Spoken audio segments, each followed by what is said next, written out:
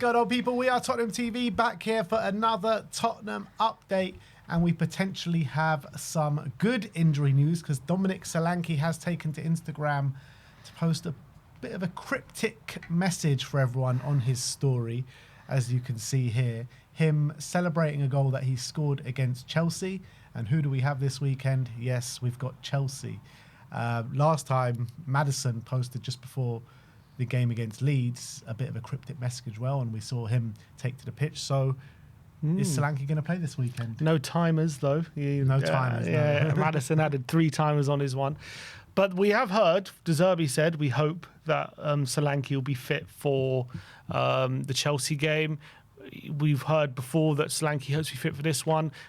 So I think this does mean something. It probably means he is going to be available and is going to probably be on the bench. And I think we could use all the help we can get, because I think at the moment Richarlison is running himself into the ground. You saw that against Leeds. His pressing has been great, but then once he starts to run out of energy, we've gone on to bring him off for. So I think having Solanke on the bench, even if it's for half an hour, could do the world of good, just to keep up that pressing and keep the pressure on the opposition, and hopefully to come up with some sort of goal. Obviously, he's not been the best goal scoring. He has got 4 goals this season. He did score 2 against Man City.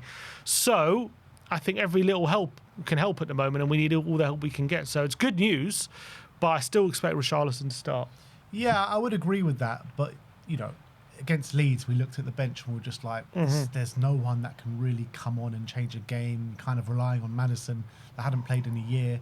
Now, you're looking at it going into the Chelsea game. We've got Maddison with a few minutes behind his belt. So you look to the bench, Maddison and Solanke to come on for the last half an hour, 25 minutes of the game. All of a sudden, you've got a few game changers there. Yeah, and I think obviously Solanke brings a few things that Richarlison doesn't, but I just think at the end of games, especially if we've got something to hang on to and we're winning a game, having someone like Solanke to come on just to win fouls and keep the ball up the pitch and frustrate the opposition could be absolutely valuable, which when Richarlison's on the pitch, he fails to do.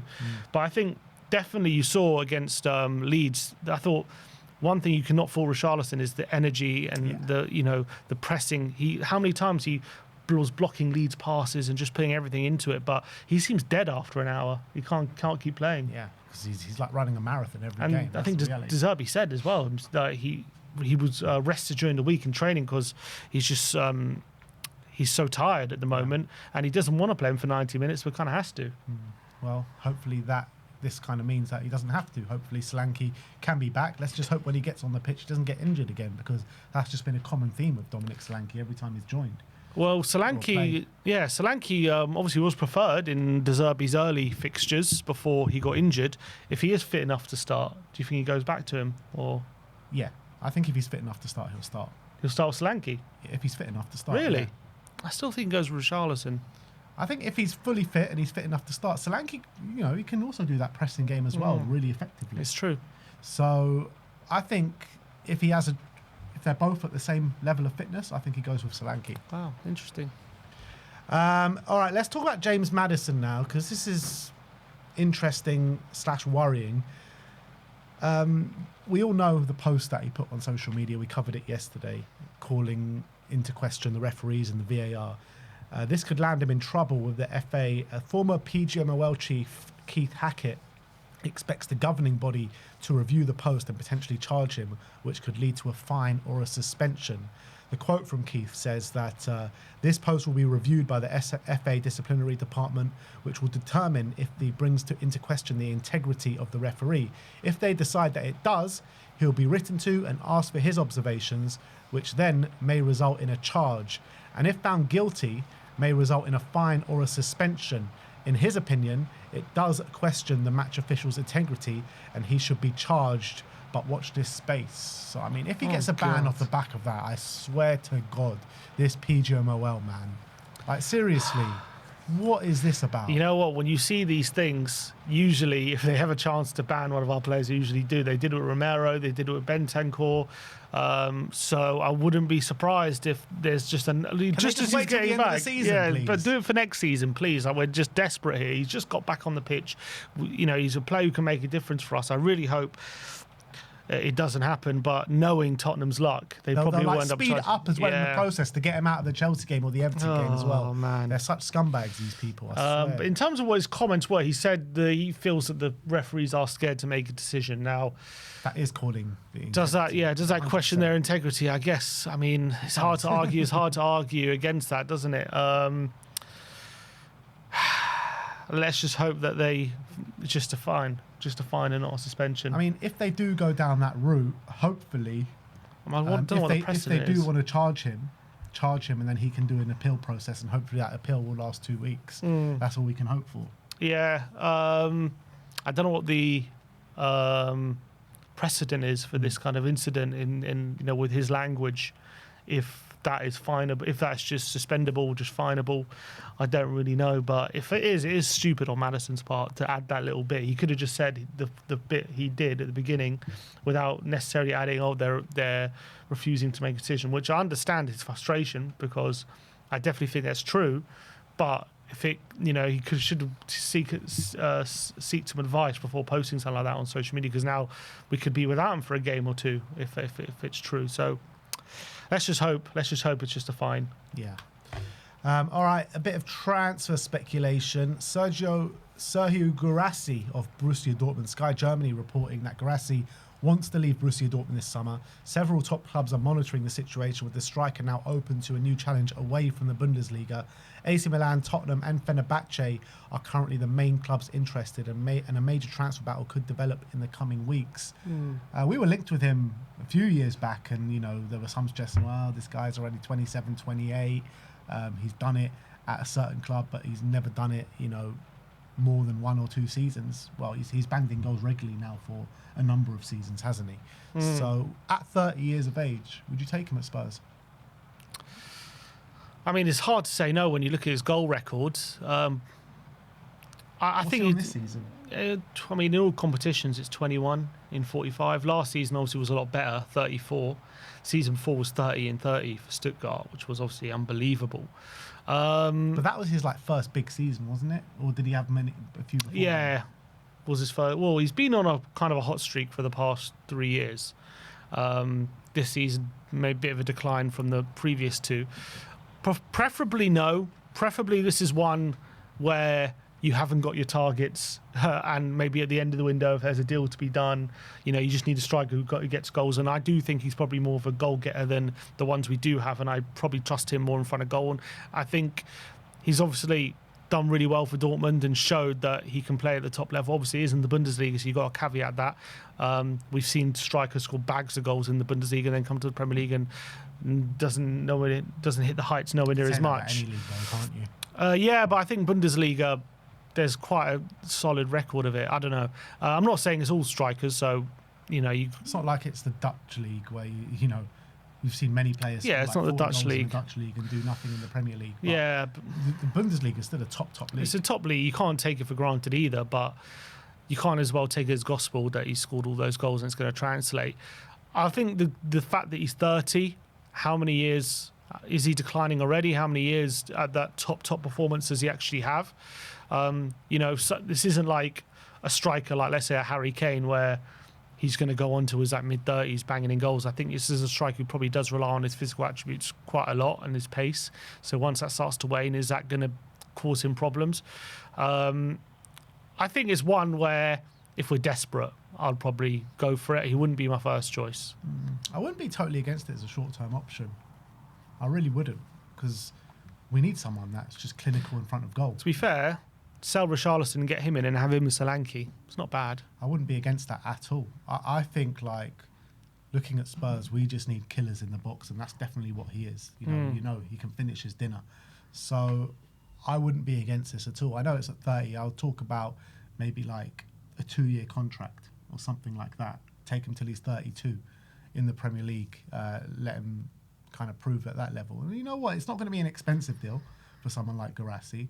So if it doesn't work after the first year or even the first 6 months, you can go in for another striker.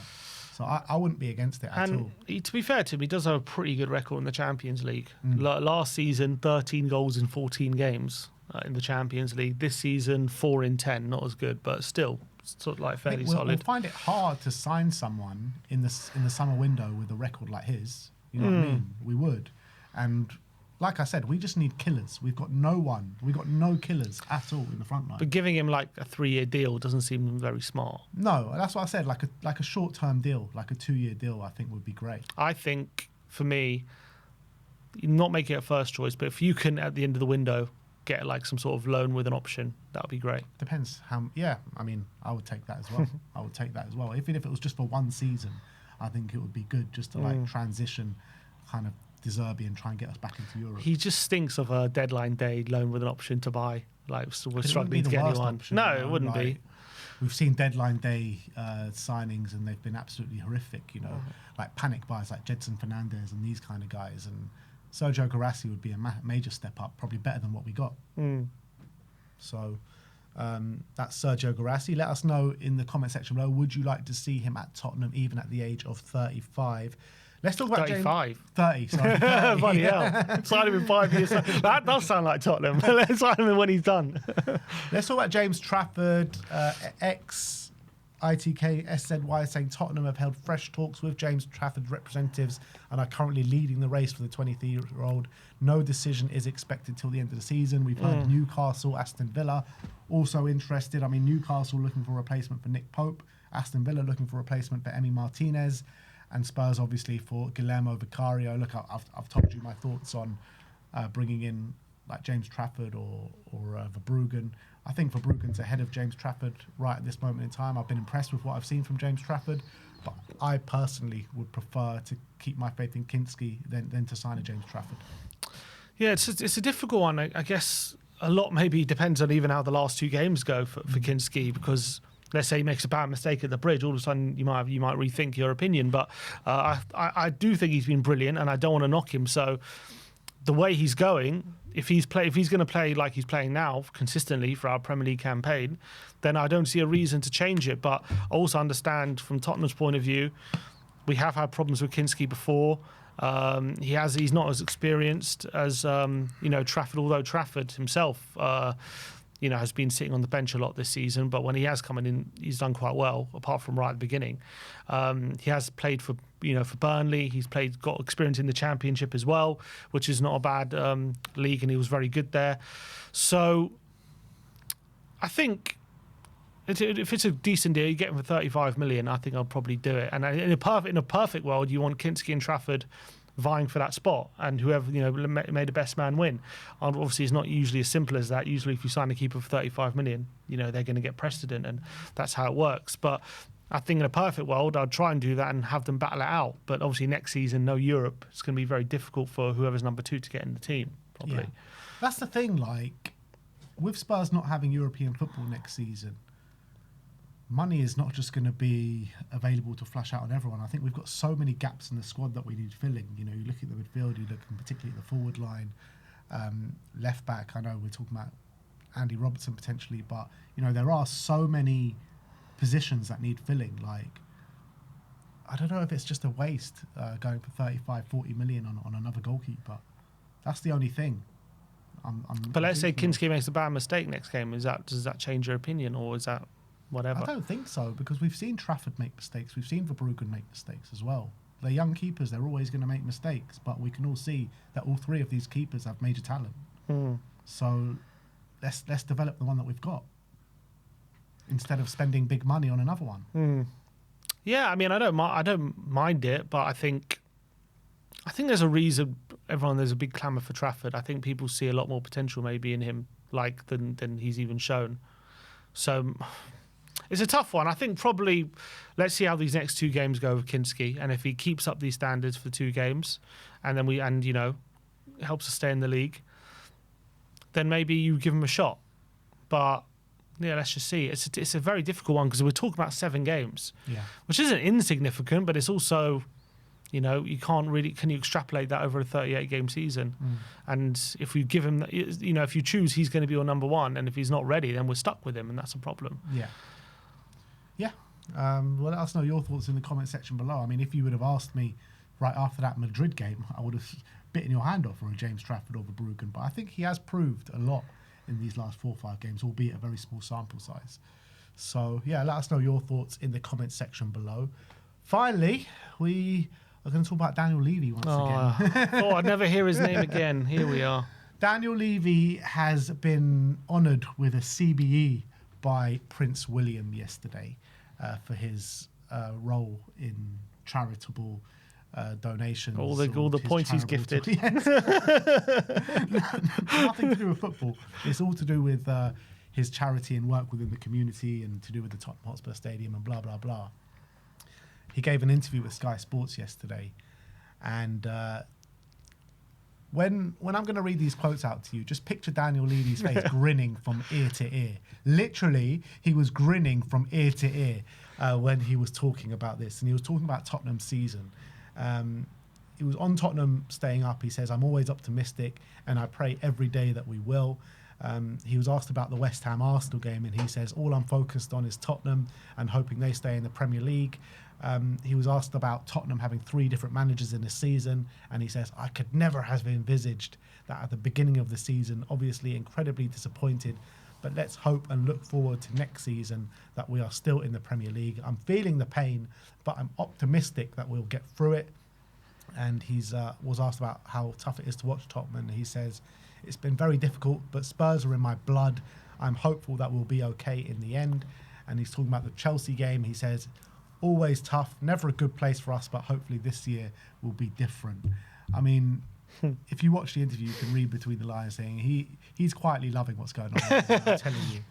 Yeah, I like his response. Like, what do you think of Tottenham being in this position? At the beginning of the season, I would have been when I was there. I could never have imagined this, but now look what's happened since I've gone. Yeah, of course. He's not going to say anything disparaging. But yeah, as you say, his body language didn't seem like a guy who was distraught at the situation, put it that way. He seemed to be kind of a little smirk when he's saying all these things. Maybe it's just, his mannerisms. He seemed very smug about the situation. Yeah, he seemed a bit smug. Like, we were never in a relegation zone when I was there, let me tell you. That's kind of what he's saying. But is what it is. He's gone now. It's a weird one with Levy, isn't it? Because I don't think we'd actually be in this position if he was still in the club, because I think that he would have made the change a lot earlier with Thomas Frank. I do believe that. However, I feel like we're in this position because of the work that he did at the football club. Yeah. So it's just like, would he have thrown the book at De Zerbi earlier? I don't know. I don't know if we would have De Zerbi, but I think we'd have had a different manager. I don't know if it'd be De Zerbi, maybe it would, or someone else. But I think Thomas Frank would have been out the door a lot earlier. I reckon because you saw what he did with Conte, they didn't get the deal agreed, and then once he got desperate, he threw the money at him. A few similarities. So like maybe he would have done that with the thing is, with right? De Zerbi. I don't think he would have, because I don't think De Zerbi would have been available when Thomas Frank would have left, because De Zerbi would have still been at Marseille. Yeah, who would have been available? Maybe he would have gone Carrick, I guess, early on. Would he have gone interim, or would he have? Well, Harry Redknapp said, Harry Redknapp said he spoke to Levy and said, if I was still there, you would be my manager. No chance. How often did Levy actually appoint an interim till the end of the season? Like he appointed Sherwood, that was one. Chris Hughton a couple of times. Yeah, but Allen. Yeah, but they were short term, weren't they? He never. How often did he actually appoint with his long left? Mason. Apart from Sherwood. Yeah, Mason. He did it a couple of times near the end of the season. You're right. So yeah, I guess he's not. I'm talking about yeah, I guess he did it a few times. Yeah, so maybe he would have gone interim again if there was no other option. But I don't think he would have gone Igor Tudor. Have we ever? Did he ever? Apart from Redknapp, Redknapp was the only time he got a manager from around the club mid-season, wasn't it? So it's very rare, isn't it, to be able to do a second manager and get someone else from who's already employed. Yeah. And so it would have been difficult to get De Zerbi in at that point. Yeah. Yeah, I don't know what he would have done. Who knows? But I think he would have Nuno'd him, 100%. Yeah, I'm pretty sure of that. Yeah, 100%. So, yeah, there you have it.